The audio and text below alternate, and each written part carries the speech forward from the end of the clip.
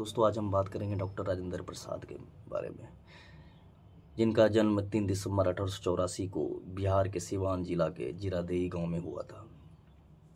ये एक भारतीय राष्ट्रीय आंदोलन के एक प्रमुख चेहरा थे, एक लेखक थे, एक शिक्षक थे और फिर बाद में भारत के प्रथम राष्ट्रपति बनते। दोस्तों, इनके अगर संघर्ष के जीवन को देखा जाए, सबसे पहले ये भारतीय राष्ट्रीय आंदोलन में भाग लेते हैं, उसके बाद भारतीय राष्ट्रीय कांग्रेस के सदस्य बन जाते हैं और बिहार प्रांत के एक लोकप्रिय नेता बन जाते हैं डॉक्टर राजेंद्र प्रसाद। फिर दोस्तों, और डॉक्टर राजेंद्र प्रसाद महात्मा गांधी से काफ़ी प्रभावित होते हैं, क्योंकि जब 1917 में चंपारण सत्याग्रह हो रहा था तो महात्मा गांधी के साथ डॉक्टर राजेंद्र प्रसाद भी थे और डॉक्टर राजेंद्र प्रसाद महात्मा गांधी के दृढ़ संकल्प, एक आंदोलन के प्रति एक उनका सोच, एक समर्पण, उससे काफ़ी प्रभावित हुए।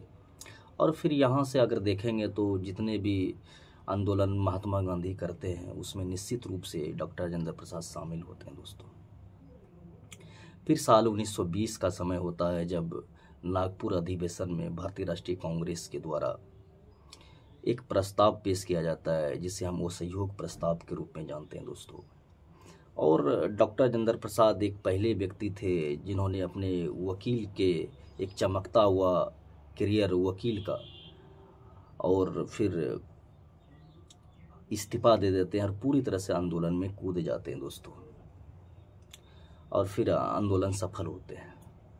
उसके बाद बहुत सारे नेता होते हैं जिन्होंने अपना पद से त्याग दे देते हैं उस समय।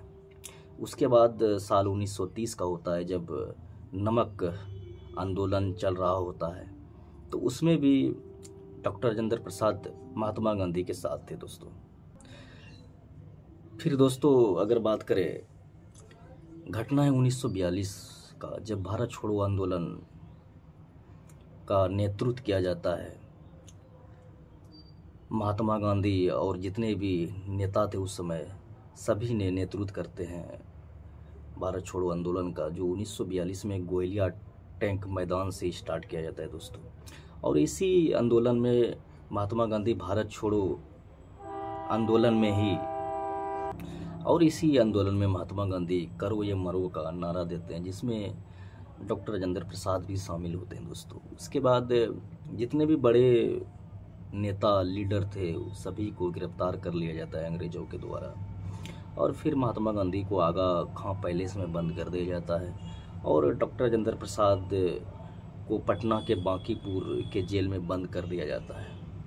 तो पूरी तरह से भारत छोड़ो आंदोलन जो था पूरी तरह से तितर बितर हो जाता है। दोस्तों, उसके बाद अगर बात करें तो फिर साल 1946 का आता है जब डॉक्टर राजेंद्र प्रसाद को खाद्य एवं कृषि मंत्री बनाया जाता है, क्योंकि दोस्तों 1946 में भारत में एक चुनाव होता है और फिर डॉक्टर राजेंद्र प्रसाद एक अनुभवी व्यक्ति होते हैं जिसको खाद्य एवं कृषि मंत्री बनाया जाता है। फिर करीब 1 साल के बाद 1947 में भारत को आज़ादी मिल जाती है। आज़ादी मिलने के बाद उसमें संविधान सभा के अध्यक्ष के रूप में और प्रक्रिया समिति के अध्यक्ष के रूप में डॉक्टर राजेंद्र प्रसाद अपना कार्य करते हैं। दोस्तों, उसके बाद साल आता है करीब 2.5 वर्ष के बाद जब संविधान तैयार हो जाता है। दोस्तों, और 26 जनवरी 1950 को जब संविधान देश में लागू होता है, और उसी समय डॉक्टर राजेंद्र प्रसाद को देश के पहले राष्ट्रपति के रूप में चुनते हैं और फिर डॉक्टर राजेंद्र प्रसाद करीब 12 वर्ष तक देश के राष्ट्रपति बने रहते हैं, जो अभी तक के राष्ट्रपतियों में अधिकतम है। दोस्तों, और 1950 से लेकर 1962 के बीच ये भारत के राष्ट्रपति रहे और बिहार के पहले व्यक्ति थे जो कि भारत के प्रथम राष्ट्रपति बने। दोस्तों, और इन्हें गांधी जी के लगाव के कारण बिहार के गांधी के रूप में भी जानते हैं डॉक्टर राजेंद्र प्रसाद को।